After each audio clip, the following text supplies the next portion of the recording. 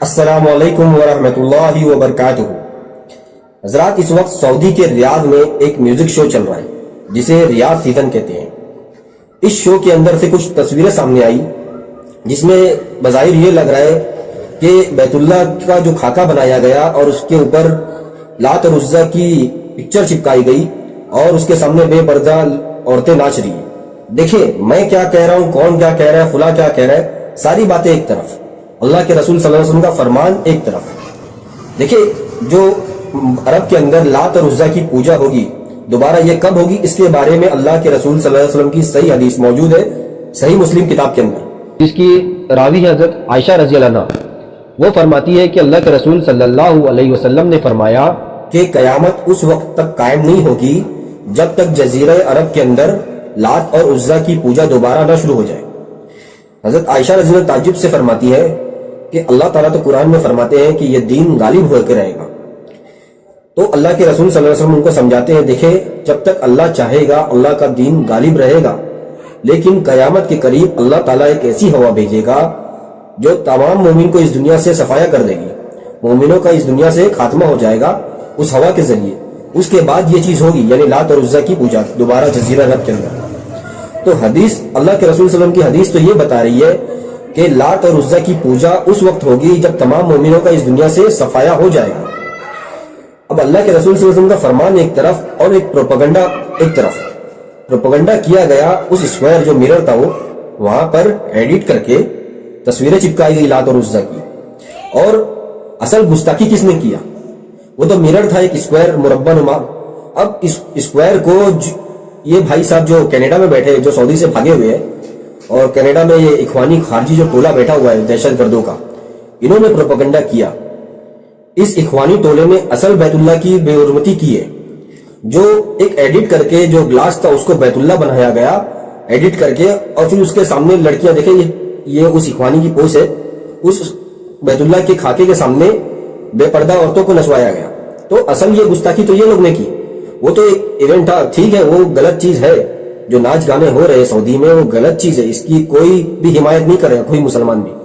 لیکن اس ناچ گانے کے ذریعے جو پروپیگنڈا کیا جا رہا ہے اس کو استعمال کیا جا رہا ہے، اور لوگوں کے جذبات سے کھیلا جا رہا ہے کہ دیکھو یہ سب ہو رہا ہے بیت اللہ حرمین میں ہو رہا ہے، جبکہ جو ہوا ہے ریاض سیزن یہ حرمین سے تقریباً 800 کلومیٹر سے زیادہ دور ہے، جو فاصلہ بنتا ہے کراچی سے دبئی کا، وہ جتنا فاصلہ نا اتنی ہی دوری پر ہو رہا ہے، لیکن لوگوں کے جذبات سے کھیلا ایسا جا رہا ہے کہ جیسے کہ یہ حرمین کے اندر ہو رہا ہے، مکہ مدینہ کے اندر ہو رہا ہے، ایسا بتایا جا رہا ہے۔ اور جب کچھ معتدل لوگوں نے ان لوگوں کا جھوٹ بے نقاب کیا، بھائی یہ سب آپ لوگوں کی جو فوٹو ہے یہ بیت اللہ وغیرہ یہ کے سامنے، اور یہ لات اور عزا کی امیجز یہ سب ایڈٹ ہے،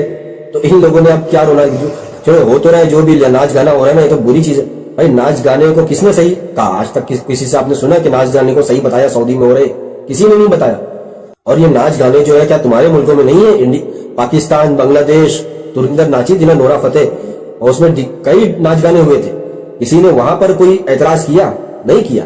تو ان لوگوں کا جو اصل اختلاف ہے نا اخوانی ٹولے کا، یہ سعودی کے منہج سے، جو سعودی کے علماء ہیں ان کے منہج، مسلمانوں کے جذبات کو استعمال کرا جاتا ہے۔ جیسے کہ ابھی بتایا یہاں پہ، اگر اس میں حرمین کا فوٹو نہیں لگایا جاتا، لات عزا کا فوٹو ایڈٹ نہیں کیا جاتا، تو کیا لوگ اس کو اتنا پھیلاتے، اس کو اتنا شیئر کرتے؟ نہیں کرتے، کیونکہ ان کو معلوم ہے بھائی یہ سب چیز ناچ گانے ہمارے ملک بھی ہو رہے، لیکن یہ لوگ وہاں پہ ایک تمہارے مسلمانوں کے جذبات کو استعمال کرتے ہیں۔ اور یہ لوگ 2-4 دن پہلے ہی ایکٹیو ہو گئے تھے، اس سیزن شروع ہونے سے پہلے ہی،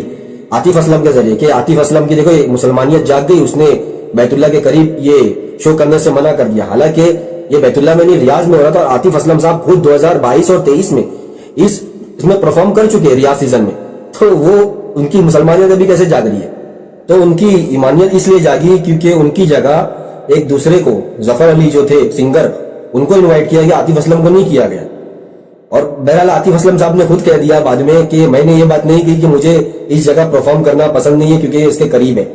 تو یہ اخوانیوں نے اس کے طرف جھوٹ کو منسوخ کر دیا کہ عاطف اسلم نے ایسا کہا تھا۔ تو دیکھیں یہ لوگ کسی بھی حد تک جا سکتے ہیں، کسی بھی حد تک سعودی کے خلاف پروپیگنڈا، جھوٹا پروپیگنڈا کرنے میں، تو ان لوگوں سے بچنا چاہیے۔ یہ لوگ اللہ کے رسول صلی اللہ علیہ وسلم کے فرمان کو نہیں مانتے بھائی سعودی کی دشمنی میں، اور مسلمان زبردستی ان کے پروپیگنڈے میں شریک ہو جاتے۔ اور دیکھیں جیسا کہ میں نے پہلے بھی کہا، سعودی میں جو کچھ بھی ہو رہا ہے، جو کچھ بھی تبدیلی ہو رہی ہے، ناچ گانا وغیرہ جو بھی، اس کو ہم لوگ کبھی بھی سپورٹ نہیں کرتے. ہاں ہم لوگ اس چیز کے خلاف بولتے ہیں جب کسی کے اوپر زیادتی کی جاتی ہے اور اس کے خلاف جھوٹ پھیلایا جاتا ہے. دیکھا اللہ تعالیٰ نے قرآن میں کیا فرمایا, کسی قوم کی دشمنی تم کو اس بات پر آمادہ نہ کرے کہ تم انصاف نہیں کرو. تو انصاف کا تقاضا یہ جو برائی ہے اتنی ہی بیان کرے, اور اگر کسی کے خلاف تم کر رہے ہو سعودی کے خلاف تو ترکی کے خلاف بھی کرو. اس میں وہاں ناچ گانے نہیں ہے, پاکستان میں نہیں ہے, بنگلہ دیش میں نہیں ہے, تمہارے ملکوں میں بھی تو ہے. لیکن تم لوگ جان بوجھ کے صرف سعودی کو ہی ٹارگٹ کرتے ہو اور مسلمانوں کی جذبات کو استعمال کرتے ہو مکہ مدینہ کا نام لگا کر. دیکھیں اسلام کیا کہتا ہے, اگر کچھ برائی ہو رہی ہے تو حاکم کے خلاف کس طرح بولنا چاہیے. اللہ کے رسول صلی اللہ علیہ وسلم کی ایک حدیث ہے السنہ لابن ابی عاصم کے اندر, جس میں اللہ کے رسول صلی اللہ علیہ وسلم فرماتے ہیں اگر تم کو کوئی برائی دکھتی ہے تو حاکم کو اکیلے میں لے آ کے نصیحت کرو ہاتھ پکڑ کر, اور اگر وہ تمہاری بات نہیں مانے تو تم نے اپنا فریضہ ادا کر دیا. اور ایک دوسری روایت میں کہ سب سے افضل جو جدوجہد وہ یہ ہے کہ حاکم کے سامنے ان کا لفظ ہے, حاکم کے سامنے جا کر کلمہ حق کہنا, نہ کہ عوام کے اندر پروپیگنڈا کرنا اس حاکم کے خلاف. یہ اسلام کی تعلیمات نہیں ہے, یہ جو لوگ کر رہے ہیں نا اسلام کی تعلیمات اس کے سراسر خلاف ہے جو لوگ اخوانی لوگ پروپیگنڈا کر رہے ہیں.